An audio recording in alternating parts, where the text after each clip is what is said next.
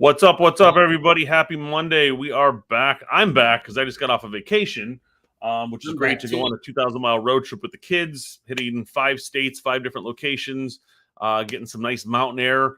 So that was good. A little summer break. Daniel, appreciate you getting me back on Monday. Absolutely. Yes, we're back. Last week we had the pleasure of having Don Sprinkle on. That was an awesome session with him. And I appreciate him jumping in. Yep. So you fired up. School is starting in about 3 weeks, 4 weeks, or something like that. I'm more excited than the kids are for some reason. Right. So over the summer, it's been an eventful summer in real estate because during spring and for a year and a half before springtime, it was just like a chaotic seller's market. And ever since the summer started, the interest rates have been creeping up or jumping up. And that's caused a lot of uncertainty with not only buyers and sellers, but even more so with a lot of agents, especially the agents that haven't been through a buyer-seller market cycling in the past. So it's been exciting. And for me, I feel optimistic about it for us in business. So seller's market can't last forever. And it's not healthy for a real estate market for it to be so one-sided, for overly long. A level market is actually a more healthy real estate market. And so, I've had buyers and sellers asking me like, oh, how you doing? The market's changing, or time's tough for you, or time's awesome. And my response has been there are transactions happening all the time. Buyers and sellers are closing on homes and our job is to be part of as many of those transactions as possible and help our sellers, maximize what they get in this market and help our buyers get the best deals that they can get in this market. And now in a more level playing field, it's opened up a lot of opportunities for our buyers that have had a troubling time over the last year. So the agents on the team are starting to get more and more deals pending. So that's exciting. We're kind of seeing the same thing because, we've had a lot of buyers drop out, a lot of sellers actually coming to the market right now, which is why we see the increase in inventory. But it's, having the conversations, a lot of our sellers who wanted to buy held off. And now it's like, hey, we can go in with that contingent offer.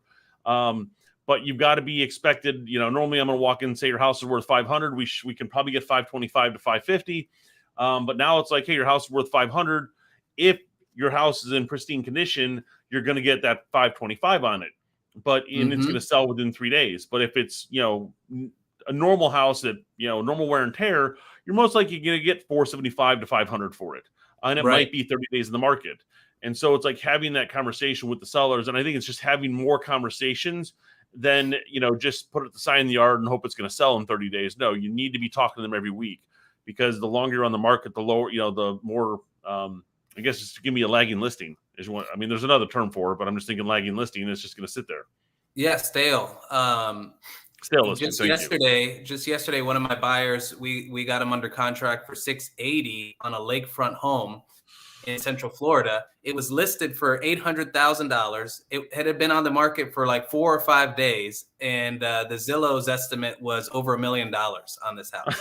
It's a bit of a fixer-upper, but Zillow had it over $1 million. It was listed for $800,000 because it was a fixer-upper. The sellers were looking for cash only, and so we went in, with the $650 offer at first, and then we settled on $680, which that would not have happened 3 months ago, by no means. And so that was really exciting, and the buyer's really happy about that. And, that's just one example, but other agents on my team, these buyers that have been missing out all springtime, now their offers are starting to get accepted, and it's exciting. Agents who are just starting out on my team, who have been struggling, now they're starting to get deals pending, but they were cutting their teeth on that hard seller's market, working for buyers. And now they're making, their offers and contracts are on point. So it's which I think is great. So we just got off I want to call it a 10-day challenge. It was a 10-day accountability, which I love the fire. And as we transition the show, we want to things that people need to be doing in this market to succeed. And it's being more accountable. It's getting in front of your clients more often, not just your sellers, to talk to them about what's going on with the market that are currently active or potential sellers coming up, but the buyers too. and you've got a lot more property now. You can actually send them, hey, did you see this? Did you see this new listing? Now it's like, hey, they just reduced the price on this one. So you've got more opportunities you can send them. Yep, absolutely. So one of the cool things here at our brokerage, XP Realty, we have someone in our group that's kind of a mentor, right? It's like Uncle Brent, we call him. If you've never heard of him, you can look him up. He's an awesome guy. He was a top 10 real estate team leader in California for many years, and he still has a real estate team in California with over 18 agents. But he was hosting 10 p.m. live call for all the agents that were having 10 conversations a day for 10 days. So that was a really exciting time to, he's someone that's kind of hard to get on the phone or get onto a Zoom, but he made himself available at 10 p.m. Eastern time for all the agents committed to having 10 conversations on a daily basis for 10 days. And the original Zoom call that he, invited us all to this had about 265 agents on that call. And then on the 10 by 10, they were usually like 30 to 50.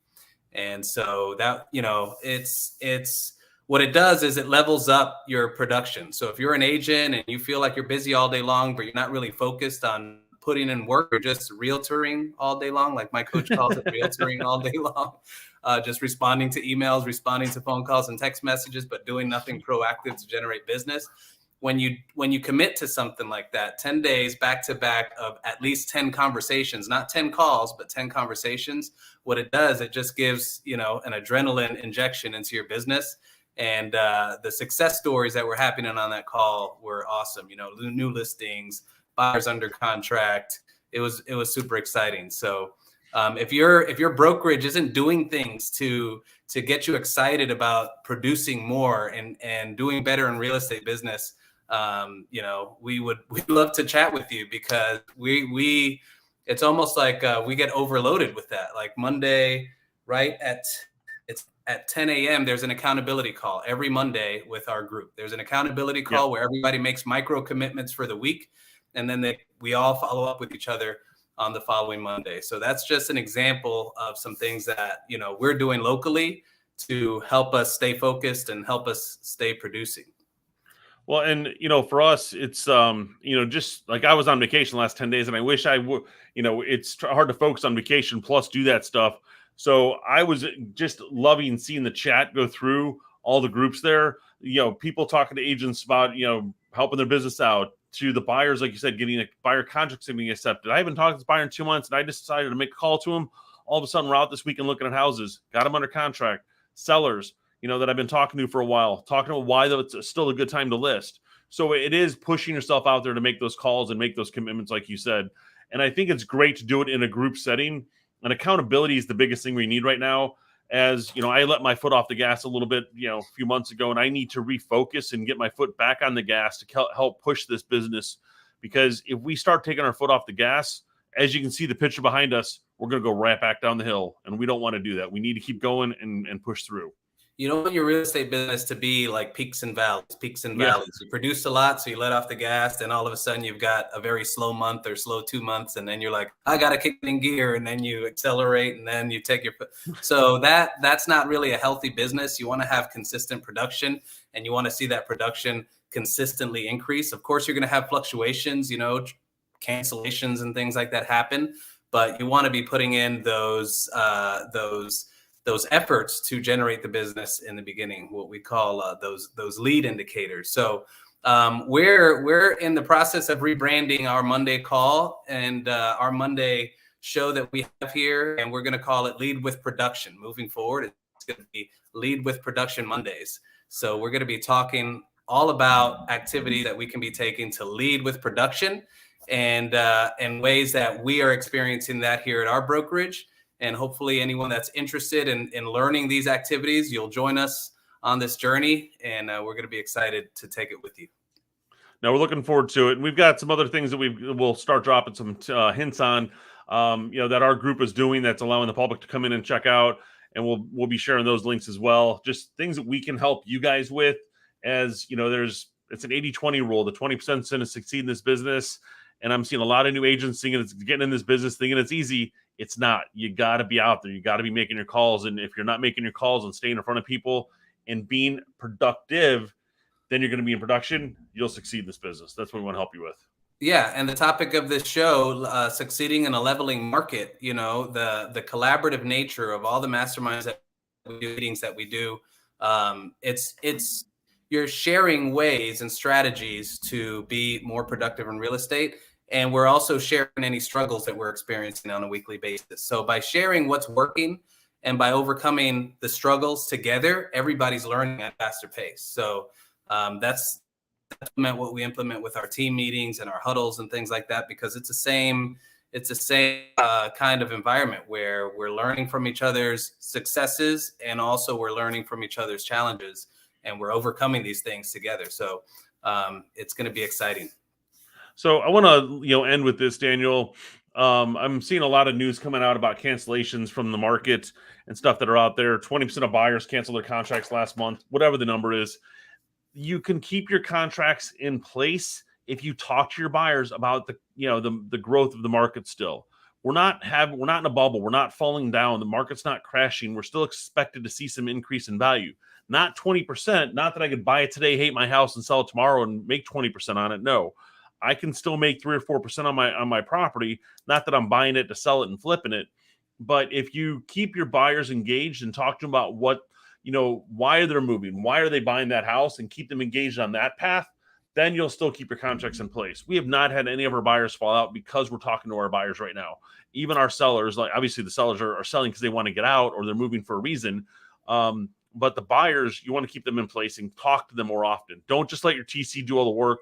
Talk to your buyers, follow up with them alongside your TC. If you have a transaction coordinator or a closing coordinator, be the one that's still in communication with them as well. You have to educate, whether it's your buyer or your seller. You have to educate them and give them accurate expectations. So when you're going into a transaction, you want to talk to them about the following steps. So that way, that's going to reduce the number of surprises that they get hit with. And surprises, people don't really like surprises in real estate transactions. So if you can lead with the proper expectations up front, that resolves, that kind of smoothens the way a lot, and it helps deals stick together, because getting a transaction under contract is hard enough, but it's really only like, first base in a sense. You have to hit those other milestones, and it makes it a lot easier if you set proper expectations up front.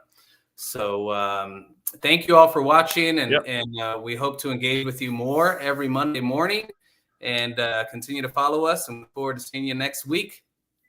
All right, guys. You have a great Monday. Succeed this week, and let us know if you need anything. Please DM us if you do. Looking forward to it. Take care.